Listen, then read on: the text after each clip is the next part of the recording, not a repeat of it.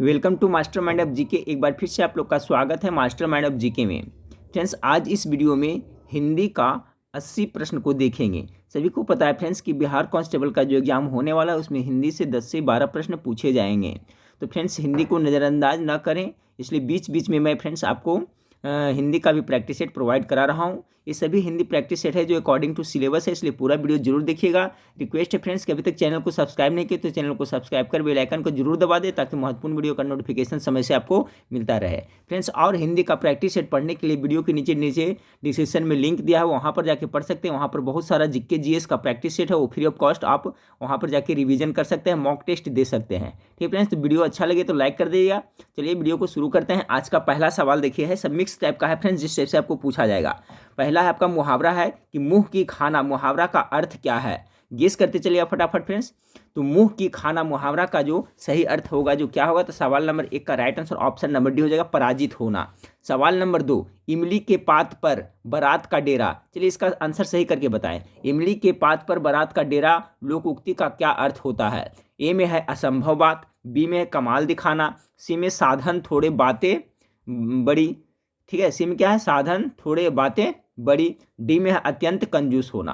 तो इमली के पात पर बारात का डेरा, इसका जो राइट आंसर होगा फ्रेंड्स ऑप्शन नंबर ए हो जाएगा, असंभव बात। इमली के पात पर बारात का डेरा यानी असंभव बात। सवाल नंबर 3 को देखिए, कमर कसना मुहावरा का अर्थ क्या होता है? तो गेस करिए 3 का क्या होगा, तो इसका हो जाएगा आपका दृढ़ निश्चय कर लेना। ऑप्शन नंबर ए इसका करेक्ट आंसर होगा, कमर कसना का।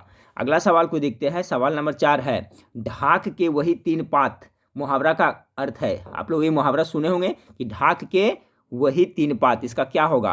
तो सवाल नंबर 4 का यानी सदा एक सा, ढाक का वही 3 पात अर्थात सदा एक सा। ऑप्शन नंबर ए इसका करेक्ट आंसर हो जाएगा। सवाल नंबर 5 को देखिए, महत्व का सही संधि विच्छेद क्या होगा? देखिए, संधि विच्छेद से भी आपको एक प्रश्न पूछा जाएगा, मुहावरा से भी पूछा जाएगा, लोकोक्ति से भी पूछा जाएगा, समाज से पूछा जाएगा, सभी टाइप का आपका इसमें है, इसलिए पूरा प्रैक्टिस जरूर देखें।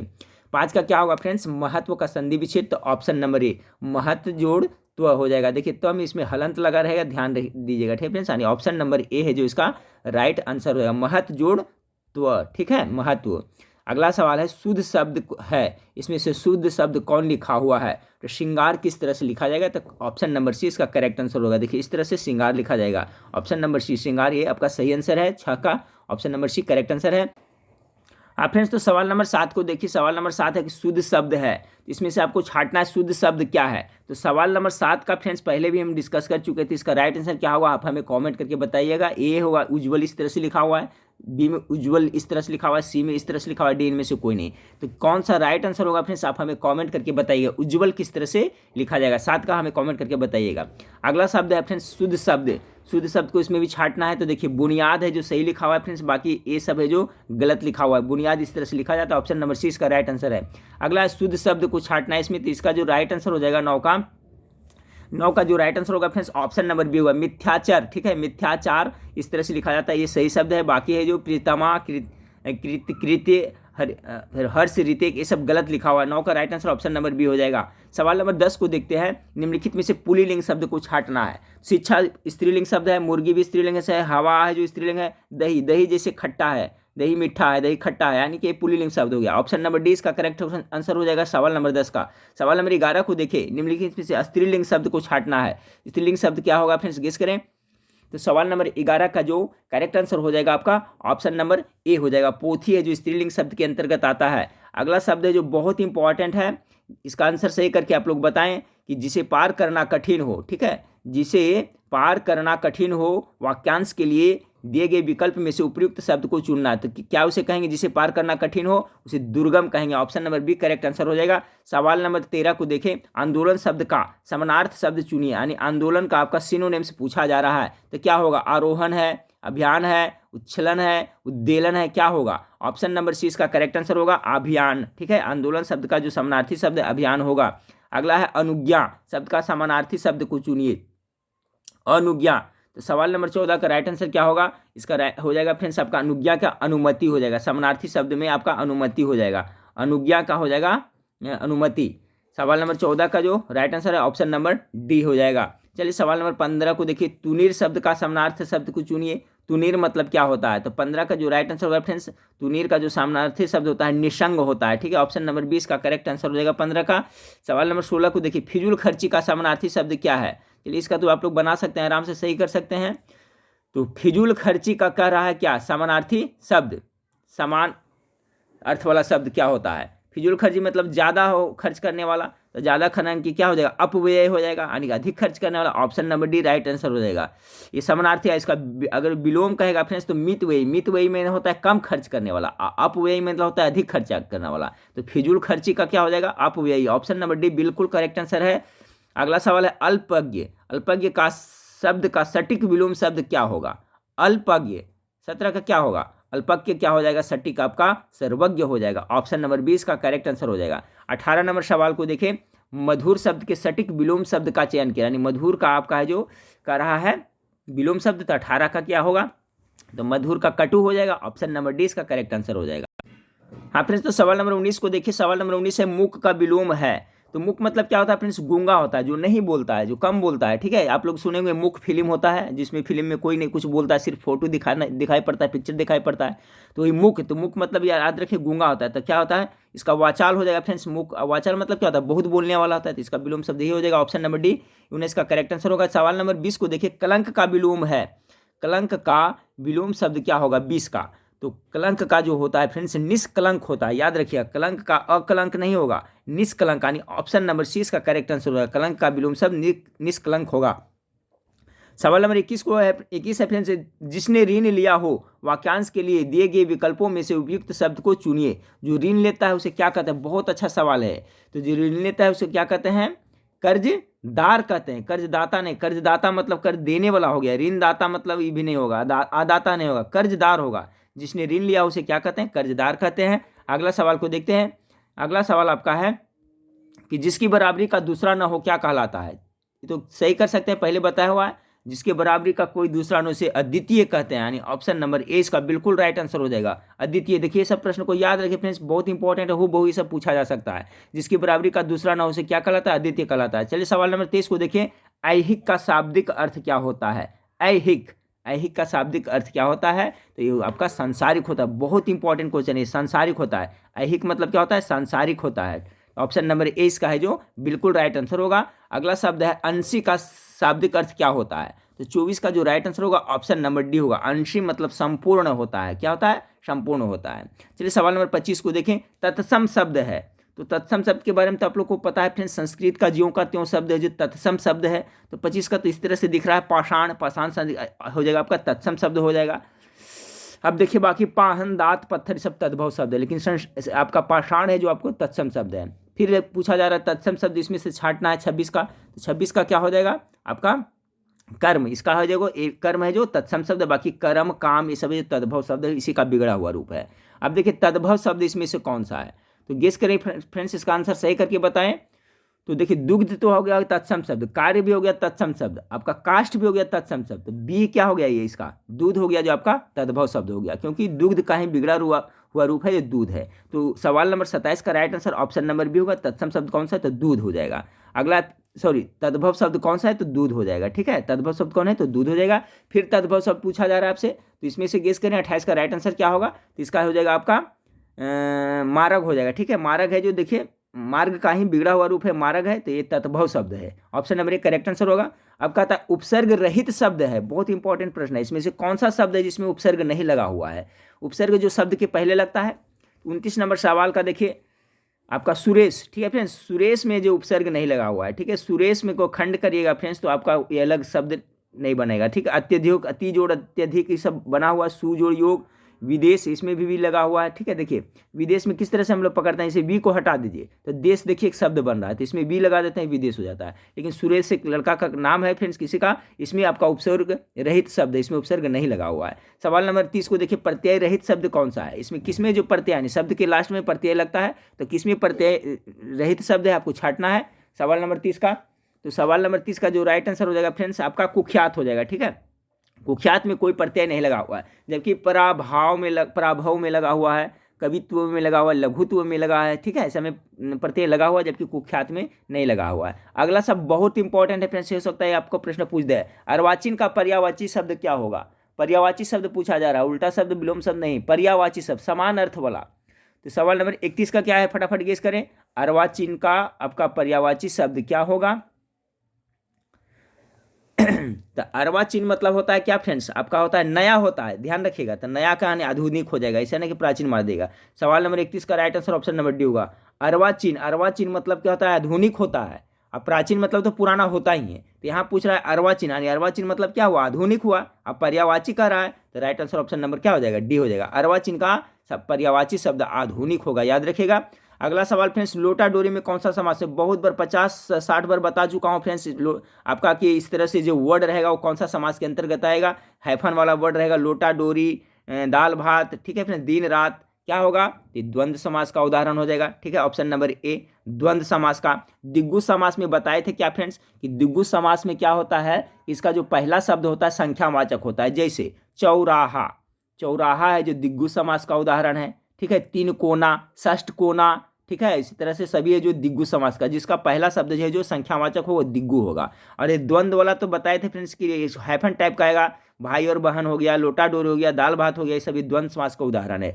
बहुवीर्य समास में बोले थे फ्रेंड्स कि इसका जो होता है समासिक पद, उसको जब उसका कुछ अलग अर्थ निकलता है उस शब्द का, जैसे बोले थे नीलकंठ, तो नीलकंठ का क्या होता है, अर्थात में शिव भगवान, तो बहुवीर्य हो जाएगा। दशानन कहते हैं, अर्थात रावण होता है, तो रावण यानी कि तीसरा सेंस निकल रहा है, तीसरा अर्थ निकल रहा है, तीसरा पद प्रधान हो रहा है, तो इसमें क्या हो जाता है, आपका बहुवीर्य समास का उदाहरण हो जाता है। तो ये देखिए इस तरह से पकड़ सकते हैं फ्रेंड्स। जैसे पीताम्बर कहें तो पीताम्बर से आपका अलग हो रहा है, बोध हो रहा है। लंबोदर कहें तो लंबोदर कहें तो लंबोदर अर्थात कौन, गणेश जी होंगे, तो ये बहुवीर्य समास का उदाहरण है। तो इसका कॉन्सेप्ट आप लोग क्लियर रखिएगा फ्रेंड्स। द्वंद्व में रहेगा तो इस तरह से हो जाएगा हैफन वाला, और दिग्गु में उसका प्रथम शब्द हो जाएगा जो संख्यावाचक होगा। और तत्पुरुष तो आप लोग पकड़ लेंगे फ्रेंड्स, जैसे रसोई घर है तो रसोई के लिए घर, उसमें जब उसको विग्रह करेगा तो इसका विभक्ति चिन्ह आएगा। जैसे रसोई घर है, चिड़ी मार, तो चिड़िया को मारने वाला तत्पुरुष समास। रसोई घर, राजा का पुत्र, ये सभी है जो आपका तत्पुरुष के अंतर्गत आएगा। तो इस तरह से आप प्रैक्टिस से डेली करते रहे फ्रेंड्स, आपका कंप्लीट हो जाएगा।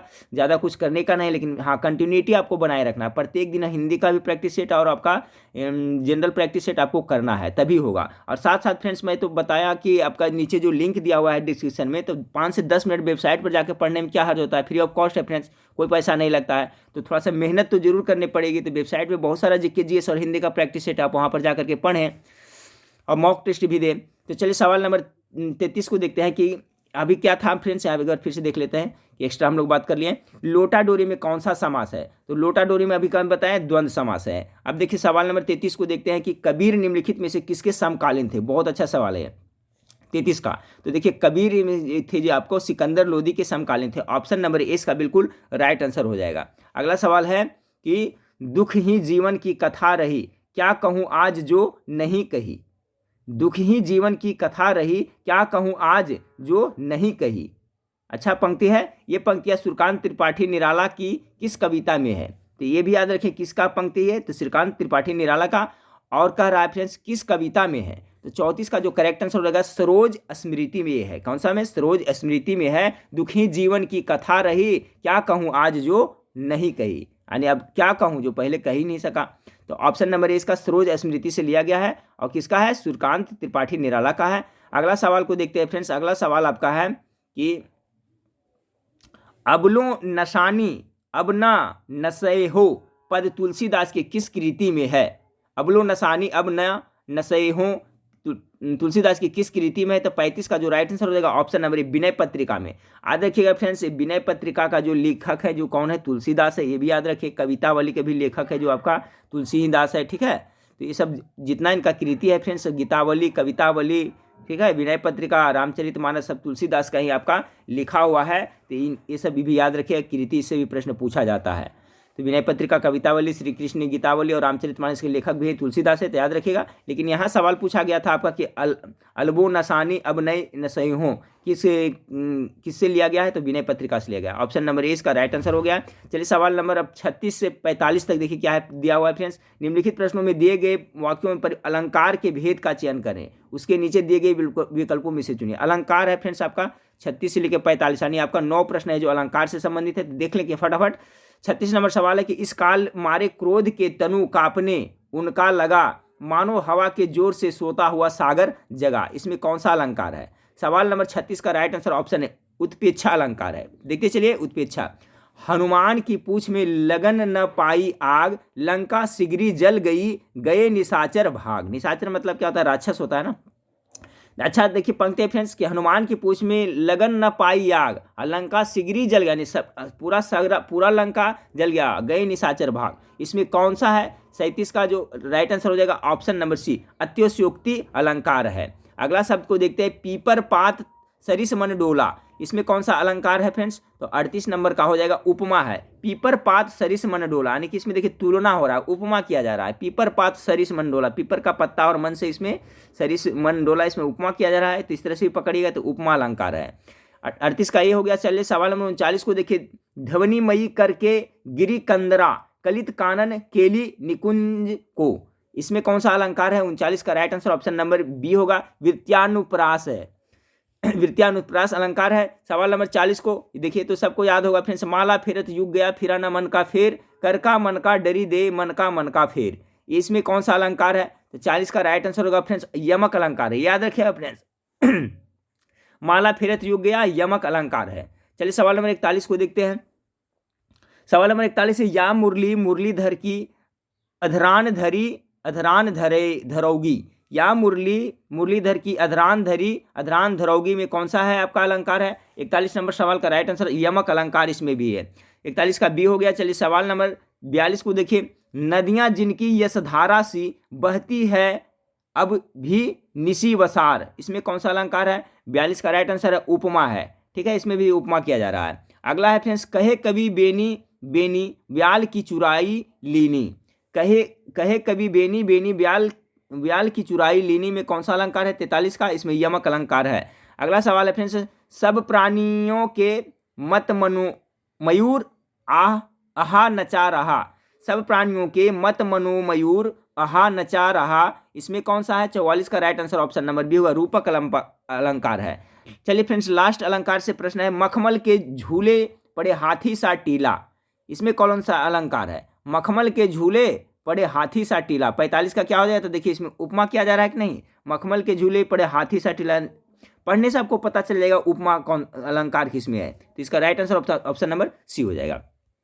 अब 46 से 55 तक क्या कर रहा है फ्रेंड्स, दिए गए निम्नलिखित प्रश्नों दिए गए प्रत्येक वाक्य में रिक्त स्थान पर उपयुक्त शब्द का द्वारा पूर्ति के लिए कुछ विकल्प प्रस्तावित है, उपयुक्त विकल्प को चुनिए। ठीक है, यहाँ पर उपयुक्त आपको विकल्प चुनना इस टाइप से पूछा जाएगा। जैसे उसने उस घटना का संक्षिप्त, यहाँ पर क्या होगा? विवरण होगा कि वर्णन होगा कि विवेचन होगा कि दृष्टांत होगा। देखिए इस टाइप का सवाल पूछा जाता है। तो संक्षिप्त घटना का क्या किया जाता है? तो 46 का क्या होता है? विवरण किया जाता है फ्रेंड्स। ठीक है, 46 का राइट आंसर, उसने उस घटना का संक्षिप्त क्या विवरण मुझे सुनाया। ऑप्शन नंबर 20 का करेक्ट आंसर होगा। इसी तरह से आपको चुनना है।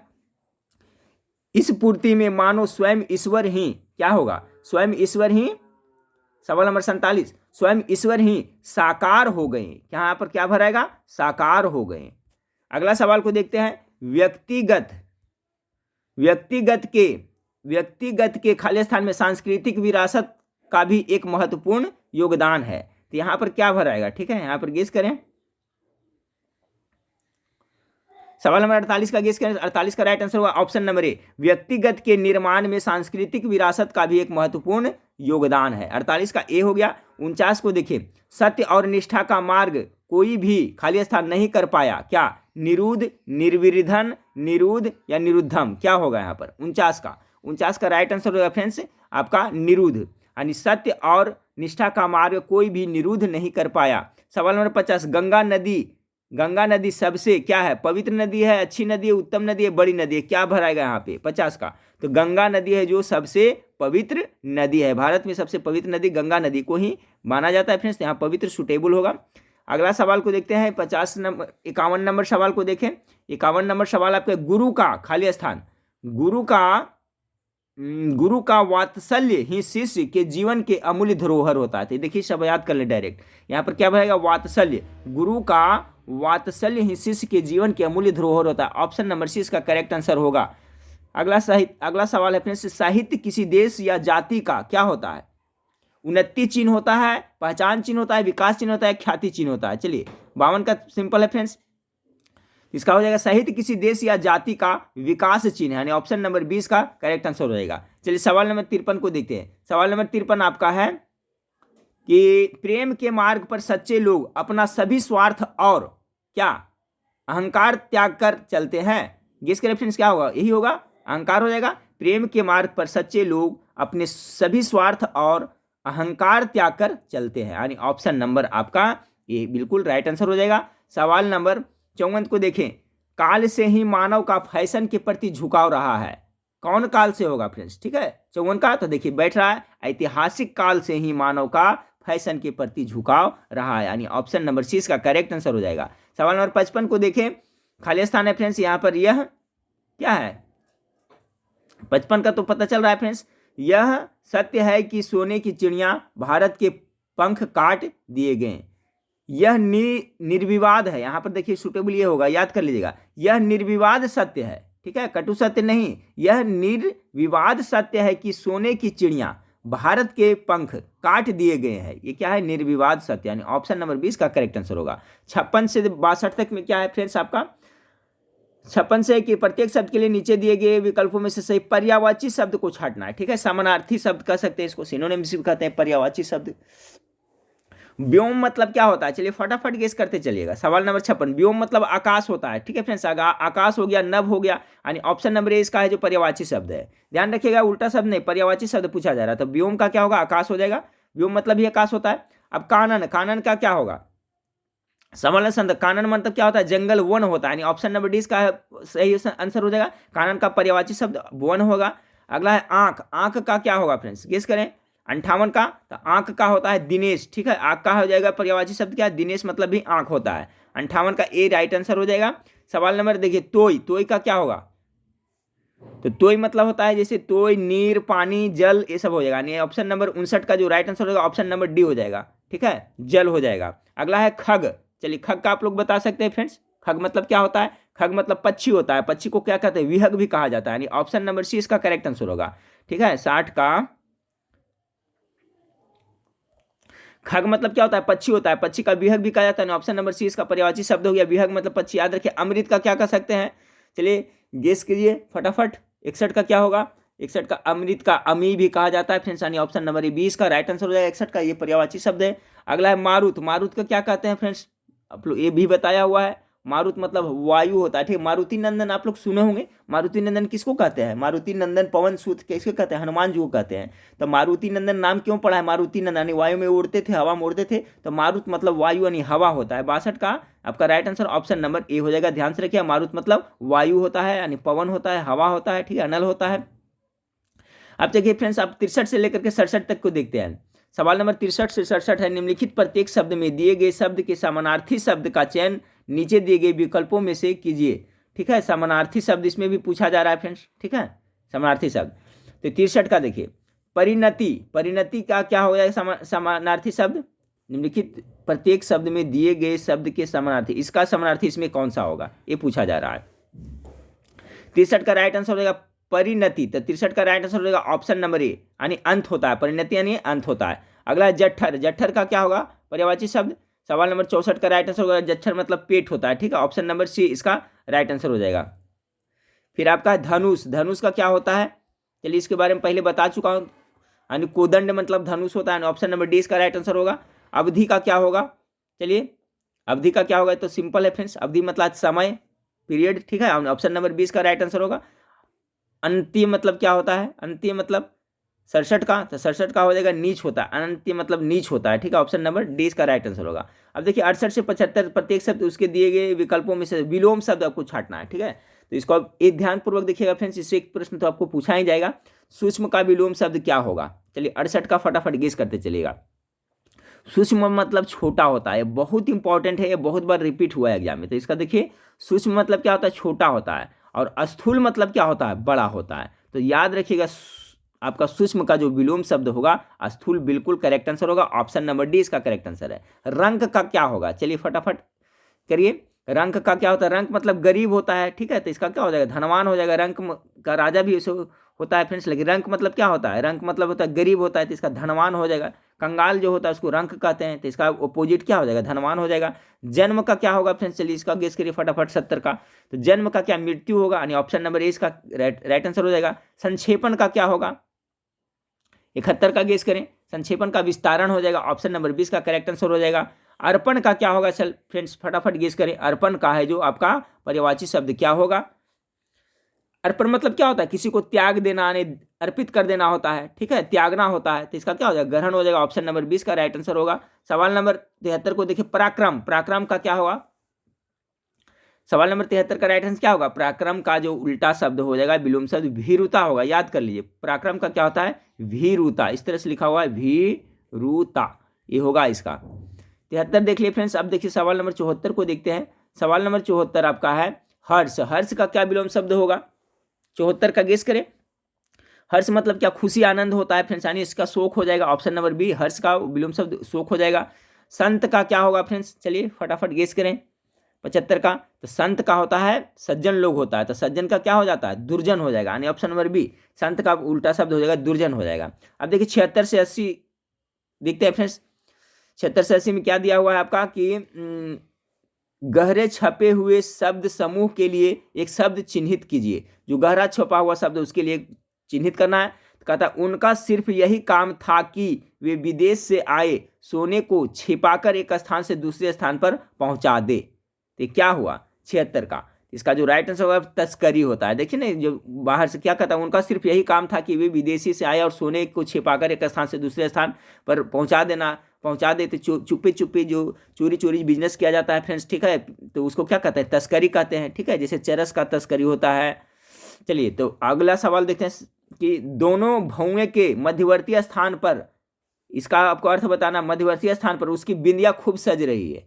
तो यहाँ पर क्या कहते हैं? दोनों भौएं के मध्यवर्ती स्थान को क्या कहा जाता है? तो उसको क्या? त्रिकुटी कहा जाता है, ठीक है। उसको जहाँ पर टिकली साटा जाता है, बिंदिया साटा जाता है, उसको क्या कहते हैं? त्रिकुटी कहा जाता है। याद रखिएगा, क्या? त्रिकुटी कहा जाता है। अगला सवाल है आपका फ्रेंड्स कि तुम लाख प्रयत्न कर लो परंतु उसको प्रसन्न करना बहुत कठिन है। उसको प्रसन्न करना बहुत कठिन है, तो इसका क्या अर्थ है? इसका क्या शब्द बनेगा?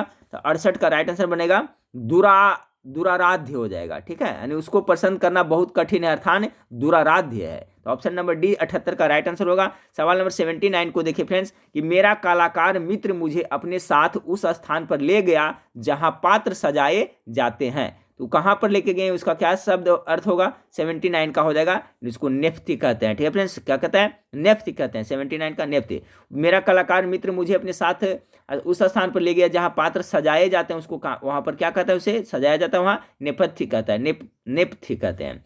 इस वीडियो का लास्ट सवाल को देखते हैं फ्रेंड्स। सब लोग जानते थे कि वह हमेशा घूमता रहता है। सब लोग जानते थे कि वह हमेशा घूमता रहता है। 80 का क्या होगा? ऑप्शन नंबर यायावर इसको कहा जाता है, ठीक है। हमेशा घूमने वाले को क्या कहा जाता है? एक तरह से यायावर कहा जाता है। तो देखिए फ्रेंड्स, हिंदी का भी मैं बीच बीच में आप लोग को प्रैक्टिस सेट प्रोवाइड करा रहा हूँ फ्रेंड्स, इसलिए बार बार रिक्वेस्ट करता हूँ कि चैनल को सब्सक्राइब नहीं किया तो चैनल को सब्सक्राइब जरूर करें। वीडियो अच्छा लगे तो लाइक जरूर करें, दोस्तों में शेयर जरूर करें। और फ्रेंड्स, वीडियो के नीचे जो डिस्क्रिप्शन में लिंक दिया हुआ है फ्रेंड्स, वहाँ पर आप प्रत्येक दिन जाकर के कम से कम जो सेट मॉक टेस्ट है और जो प्रैक्टिस सेट है उसको आप जरूर देखें, ठीक है फ्रेंड्स। उसको बार बार देखिएगा फ्रेंड्स, तो आपका क्या याद हो जाएगा। और वहाँ पर फिक्स है फ्रेंड्स, वहाँ पर से कहीं हटेगा नहीं। तो वहाँ पर दिया हुआ है पीडीएफ, मैं प्रोवाइड लास्ट में कराऊंगा। पीडीएफ तो आप दिए फ्रेंड्स, मोबाइल में किधर इधर उधर भी हो सकता है, लेकिन जो वेबसाइट पर पोस्ट लिखा हुआ है फ्रेंड्स उसको जाकर करके, और सबसे बड़ी बात है उसमें आंसर है जो हाइड किया हुआ है। तो आंसर हाइड किया हुआ है फ्रेंड्स, तो उससे अब क्या क्या पता चलता है कि आपको जो पढ़ते हैं याद होता है नहीं। तो उस तरह से करिएगा फ्रेंड्स, तो आपका कॉन्फिडेंस लेवल बनेगा, ठीक है फ्रेंड्स। तो शाम में आपको फुल प्रैक्टिस के साथ फिर मिलते हैं। देखने के लिए थैंक यू, धन्यवाद।